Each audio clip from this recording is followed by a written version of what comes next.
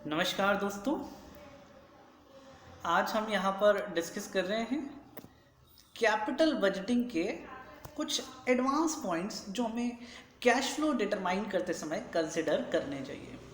Capital budgeting के अंदर आप अपने इन्वेस्टमेंट डिसीजन को इवैल्यूएट कर रहे हैं, लेकिन उस समय हमें किन बातों को ध्यान में रखना चाहिए, कैश फ्लो डिटरमाइन करते समय क्या क्या इंपॉर्टेंट पॉइंट है जो हम यहाँ कंसिडर करेंगे। आइए एक एक करके अपन यहाँ देखते हैं। सबसे पहला है मेरा अपॉर्चुनिटी कॉस्ट। आप सब लोग अपॉर्चुनिटी कॉस्ट का मीनिंग जानते हैं, बहुत सारी जगहों पर आपने यहाँ पर पढ़ा है। नेक्स्ट बेस्ट अल्टरनेटिव को हम यहाँ पर अपॉर्चुनिटी कॉस्ट कहते हैं, पर मैं इसको थोड़ा साफ सुथरे शब्दों में समझाता हूँ। अगर आप कोई एक अपॉर्चुनिटी को एक्सेप्ट करने के लिए किसी और अपॉर्चुनिटी को छोड़ते हैं, due to acceptance of any opportunity, if any opportunity is lost, the benefit lost from such opportunity is termed as opportunity cost. एक अपॉर्चुनिटी को रियलाइज करने के लिए जो आपने दूसरी अपॉर्चुनिटी छोड़ी है, जो छोड़ी हुई अपॉर्चुनिटी है, उससे जो बेनिफिट मिलते उनका भी हमारे यहाँ पर नुकसान हो गया। तो वो जो नुकसान है उसको हम क्या कहते हैं? Opportunity cost. जैसे आप कैपिटल बजटिंग करते इन्वेस्टमेंट डिसीजन लेते समय आपने ये सोचा कि यार मैं एक्सरे मशीन जो है वो अपने यहाँ पर इंस्टॉल कर लेता हूँ। तो अभी आप जो भी आपके पास में पेशेंट्स आते थे उनको आउटसोर्सिंग करते थे और वहाँ से कमीशन रियलाइज करते थे। अब चूंकि एक्सरे मशीन आप खुद लेकर के आ रहे हैं तो वहाँ पर आप अपने पेशेंट्स को रेफ़र नहीं कर पाएंगे, तो कमीशन की जो इनकम हो रही थी वो इनकम अब हमें रियलाइज नहीं होगी। तो इस प्रोजेक्ट में इन्वेस्ट करते समय हमारे यहाँ पर जो कैश फ्लो हो रहा है वो है अपॉर्चुनिटी कॉस्ट कैश फ्लो, यानी कि हमें जो कमीशन मिल रहा था वो कमीशन हमें नहीं मिलेगा। क्लियर? इन जो कैश फ्लोज को हम अभी डिस्कस कर रहे हैं इन्हें मैं एक हेडिंग के अंदर यहाँ पर रखता हूँ, जिन्हें हम कहते हैं relevant cash flows versus irrelevant cash flow. क्या है बेटा heading? Relevant cash flow versus irrelevant cash flow. Relevant cash flow का मतलब होता है ऐसे कैश फ्लोज जिनका प्रोजेक्ट के साथ डायरेक्ट रिलेवेंस है, डायरेक्ट रिलेशनशिप है, यानी कि आप प्रोजेक्ट एक्सेप्ट करेंगे तो वो कॉस्ट आपके यहाँ इनकर्ड होगी, और अगर आप किसी वजह से प्रोजेक्ट को एक्सेप्ट नहीं करते हैं तो फिर वो कॉस्ट आपके यहाँ पर इनकर्ड नहीं होगी। Clear? Project yes, cost will also incurred, project no, cost will not incurred. उसे हम रिलेवेंट कॉस्ट कहते हैं। जबकि इररिलेवेंट कॉस्ट किसे कहते हैं? ऐसी कॉस्ट जिसका प्रोजेक्ट के साथ कोई डायरेक्ट रिलेवेंस नहीं है, कोई डायरेक्ट रिलेशनशिप नहीं है।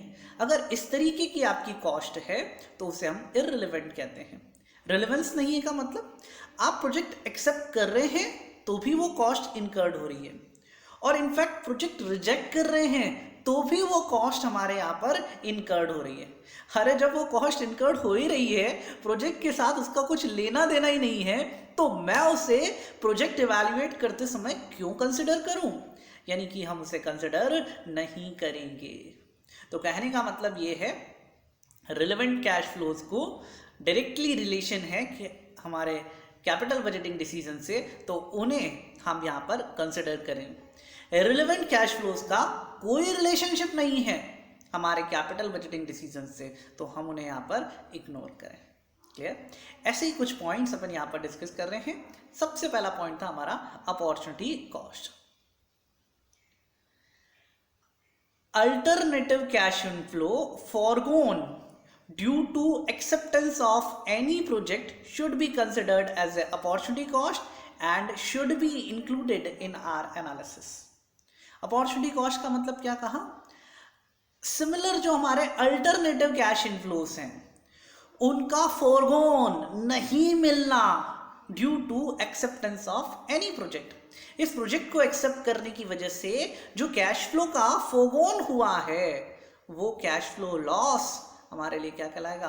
Opportunity cost. अब देखिए ये रिलेवेंट है या इररिलेवेंट है, ये हमें एनालाइज करना है। देखिए, अगर आप प्रोजेक्ट को एक्सेप्ट करते हैं तो अपॉर्चुनिटी कॉस्ट इनकर्ड होगा, यानी उस कमीशन का लॉस एक्सरे मशीन लेते समय होगा। वाइल अगर आप प्रोजेक्ट एक्सेप्ट नहीं करते हैं, रिजेक्ट करते हैं आपके प्रपोजल को, तो उस केस के अंदर आपका कमीशन इनकम चालू रहेगा, यानी अपॉर्चुनिटी कॉस्ट इनकर्ड नहीं होगा, लॉस ऑफ कमीशन यहां नहीं होगा। यानी प्रोजेक्ट एक्सेप्ट करेंगे, लॉस ऑफ कमीशन होगा, प्रोजेक्ट एक्सेप्ट नहीं करेंगे, लॉस ऑफ कमीशन नहीं होगा। इसलिए ये हमारे लिए opportunity cost relevant cash flow है, इसलिए हमें इसे अपने एनालिसिस के अंदर इंक्लूड करना चाहिए। यानी जहां हम कैश एक्सपेंस डिटरमाइन कर रहे थे पीबीडीटी कैलकुलेट करते समय, वहां पर हम इसे भी कॉस्ट मानते हुए माइनस कर देंगे। Is it cash expense? हाँ जी भैया, ये कैश एक्सपेंस है। पैसे का नहीं आना भी अपने आप में पैसे के जाने के बराबर है, इसलिए हमारी जो अपॉर्चुनिटी कॉस्ट है वो कैश एक्सपेंस कहलाएगी। This opportunity cost can occur both at the time of initial outlay or during the tenure of the period. ये हर साल भी हो सकती है और इनिशियल में भी हो सकती है। जैसे for example, if a company own a piece of land acquired 10 years ago for 1 crore at that time, today it can be sold for rupees 10 crore. If company uses this piece of land for a project, then its sale value, that is rupees 10 crore, forms a part of initial outlay. The cost of acquisition 10 years ago shall be irrelevant for decision making. देखिए क्या कह रहे हैं, 1 करोड़ की कोई जमीन आपने आज से 10 साल पहले खरीदी थी, अगर आज हम उसे बेचने जाते हैं तो हमें उसके 10 करोड़ रुपए मिल जाएंगे। So this is the option for you, you can sell it. इस लैंड को आप यहां पर सेल कर सकते हैं 10 करोड़ रुपए में, लेकिन मैं इस ऑप्शन को यूज नहीं करके प्रोजेक्ट स्टार्ट करना चाहता हूं इस जमीन पर। तो इस जमीन पर जो आप प्रोजेक्ट स्टार्ट करना चाहते हैं उसके लिए ये अपॉर्चुनिटी कॉस्ट है और हमें इसे अपने डिसीजन लेते समय कंसिडर करना चाहिए। 10 करोड़ रुपए विल बी इनिशियल आउटफ्लो। भैया पैसे तो लगे ही नहीं है, अरे जमीन तो लगी है, उस जमीन को बेच करके आप 10 करोड़ रुपए रियलाइज कर सकते थे, वो पैसा आपको नहीं मिला, पैसे का नहीं आना भी आउटफ्लो के जैसा है। क्लियर? तो अपॉर्चुनिटी कॉस्ट रिलेवेंट है, हमें कंसिडर करना चाहिए। Clear? Next, sunk cost. Sunk cost का मीनिंग, संक कॉस्ट जो डूब चुकी है। संक का मतलब होता है डूबना, संक कॉस्ट का मतलब ऐसी कॉस्ट जो डूब चुकी है, अब उसका कुछ नहीं हो सकता। यानी कि ऐसी कॉस्ट जो डिसीजन लेने से पहले ही हमारे यहाँ पर इनकर्ड हो चुकी है। डिसीजन लेने से पहले इनकर्ड हो चुकी है मतलब, जैसे मैं कोई सर्वे कर रहा हूँ और सर्वे के जो कंक्लूजन्स आए हैं उसके बेसिस पर हमारे यहाँ वर्किंग हुई। जैसे आज के टाइम में अगर मैं बात करूं तो रिसर्च हम कर रहे हैं, किस चीज़ की रिसर्च कर रहे हैं कि भैया हम यहाँ पर कोविड-19 की, कोरोना की वैक्सीन बनाने की रिसर्च कर रहे हैं। और रिसर्च करते करते हमें 3-4 महीने निकल चुके हैं और इन 3-4 महीने में हम फॉर एग्जांपल 50 लाख रुपए अपने खर्च कर चुके हैं और अभी भी हम किसी कंक्लूजन पर नहीं निकले हैं। क्लियर? फॉर एग्जांपल गवर्नमेंट ने गुड न्यूज़ दी है कि वैक्सीन आपकी डेवलप हो चुकी है, उस वैक्सीन का ट्रायल जो है वो भी आपके यहाँ पर अप्रूव हो चुका है। नाउ अब क्वेश्चन ये है, क्या मैं उस वैक्सीन को मार्केट में लॉन्च करूं या फिर नहीं करूं? उस प्रोडक्ट को प्रोड्यूस करके हम यहाँ पर मार्केट करें या फिर नहीं करें? उसका प्रोडक्शन हमें करना चाहिए या नहीं करना चाहिए? सो अब जो आप प्रोजेक्ट, यानी कि अब जो आप प्लांट एंड मशीनरी लाना चाहते हैं, प्रोडक्शन करना चाहते हैं उस वैक्सीन का, वो हमें करना चाहिए या नहीं करना चाहिए, उसमें हमें अपना पैसा इन्वेस्ट करना चाहिए या फिर नहीं करना चाहिए। तो यहाँ पर जो रिसर्च की कॉस्ट है वो इररिलेवेंट कॉस्ट कहलाएगी। क्या कह रहे हैं? रिसर्च के ऊपर जो आपने 50 लाख रुपए खर्च करे हैं, दैट इज इररिलेवेंट कॉस्ट। कैसे भैया इररिलेवेंट कॉस्ट? कंडीशन क्या है इररिलेवेंस की? अगर मैं प्रोजेक्ट एक्सेप्ट करूं तो भी रिसर्च का खर्चा हो चुका है 50 लाख रुपए का। अगर आज मैं इन्वेस्टमेंट नहीं करता हूं प्रोडक्शन फैसिलिटी डेवलप करने के लिए तो भी 50 लाख रुपए तो लग चुके हैं, ऑलरेडी इनकर्ड है ये हमारी कॉस्ट। तो ऐसी कॉस्ट हमारे लिए इररिलेवेंट है। पर सर 50 लाख रुपए तो वसूल करने पड़ेंगे ना हमें वैक्सीन प्रोड्यूस करके। 50 लाख रुपए आप वैक्सीन प्रोड्यूस करने के लिए करेंगे, लेकिन उसे डिसीजन लेते समय कंसिडर ना करें। जैसे मैं आपको एक छोटे से न्यूमरिक एग्जांपल से ये वैल्यू कंसिडर करवाता हूँ। सबसे पहले हमने यहाँ पर वर्किंग करी और कहा कि हमारा इन्वेस्टमेंट जो है, प्रेजेंट वैल्यू ऑफ आउटफ्लो जो है वो है फॉर एग्जांपल 2 करोड़ का। किसका? प्रोडक्शन फैसिलिटी का। और उससे जो बेनिफिट मिलने वाले हैं वो है 2 करोड़ 30 लाख के। अगर देखा जाए तो हमें 30 लाख रुपए का फायदा हो रहा है। लेकिन हमने क्या कहा कि यार रिसर्च कॉस्ट जो लगी है वो भी तो हमारी कॉस्ट है, तो हमने उसे 2 करोड़ हमारे आउटफ्लो के अंदर जोड़ दिया। 2 करोड़ का हमने आउटफ्लो जो था उसे 2.5 करोड़ करके दिखाया। क्लियर? अब हमारा इनफ्लो जो है वो 2 करोड़ 30 लाख का है। हमारी एनपीवी 20 लाख रुपए नेगेटिव आ रही है। हमने क्या कहा, यार नुकसान हो रहा है, हमें तो इस प्रोजेक्ट को रिजेक्ट कर देना चाहिए। और हमने चूंकि 20 लाख की एनपीवी नेगेटिव आ रही थी, उसको यहाँ पर डिसीजन लेकर के प्रोजेक्ट को रिजेक्ट कर दिया। जबकि रियल पोजीशन देखिए, अगर आप प्रोजेक्ट एक्सेप्ट नहीं करते हैं तो आपको 50 लाख का आउटफ्लो हो रहा है, लॉस हो रहा है, क्योंकि रिसर्च कॉस्ट तो लग चुकी है। अगर आप प्रोजेक्ट एक्सेप्ट करते तो आपका ये लॉस रिड्यूस होकर के 20 लाख रुपए रह जाता। तो बताइए क्या हमने समझदारी वाला काम करा? इसलिए कह रहे हैं कि भैया वो तो हो ही चुकी है, उसका कुछ भी होना जाना नहीं है। प्रोजेक्ट एक्सेप्ट करें तो भी वो हो चुकी है, रिजेक्ट करें तो भी वो हो चुकी है। इसलिए हमें उस कॉस्ट को यहां पर इग्नोर करना चाहिए हमारे एनालिसिस के अंदर, जिससे कि हम प्रॉपर मैनर में सही तरीके से डिसीजन ले सके। अगर हम उसे इग्नोर करते हैं तो हमारा प्रोजेक्ट प्रॉफिटेबल दिखाई देता है, जो कि वास्तव में है। यानी कि 2.3 करोड़ 2 करोड़ 30 लाख रुपए का इनफ्लो है, 2 करोड़ का आउटफ्लो है, 30 लाख की आपको पॉजिटिव एनपीवी मिल रही है। आपको प्रोजेक्ट को एक्सेप्ट कर लेना चाहिए। आइए पढ़ते हैं। Sunk cost is an outlay that has already incurred and has should be excluded from capital budgeting analysis. ये रिलेवेंट होने की वजह से हमें इसे इग्नोर करना चाहिए। रिसर्च कॉस्ट कहो, सर्वे कॉस्ट कहो, ऐसे डिसीजन जिनका ऑब्लिगेशन आप पहले ही ले चुके हैं वो भी आपके यहाँ पर क्या कहलाएंगे? संक कॉस्ट कहलाएंगे। क्लियर? जैसे कल की ही एक बात बताता हूँ। मेरी एक पुराने फ्रेंड से बात हो रही थी, तो उन्होंने यहाँ पर क्या करा बेटा, एक कोविड-19 से जस्ट पहले अपनी कोचिंग क्लासेस ओपन करने के लिए एक प्रेमाइसिस फाइनल करा। क्लियर?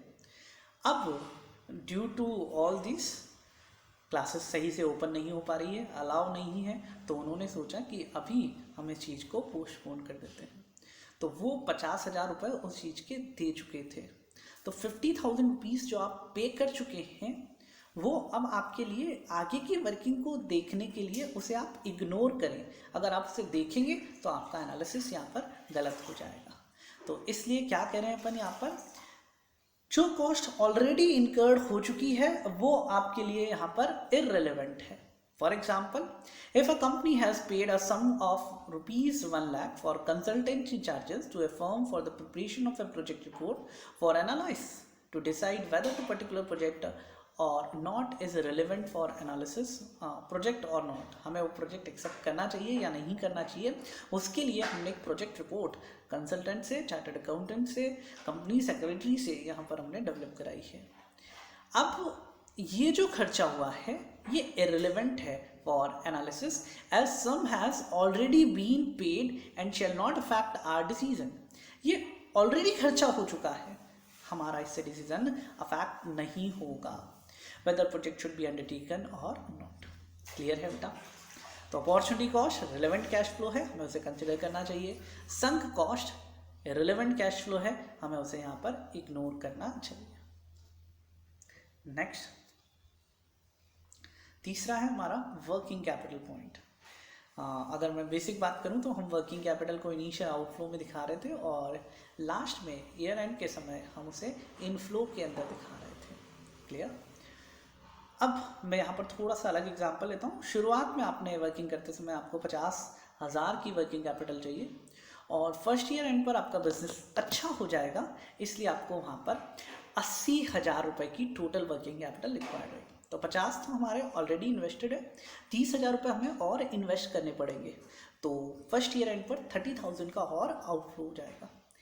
ऐसे ही 3 साल बाद यानी थर्ड ईयर एंड पर हमारी वर्किंग कैपिटल का रिक्वायरमेंट बढ़ के 1 लाख हो जाएगा।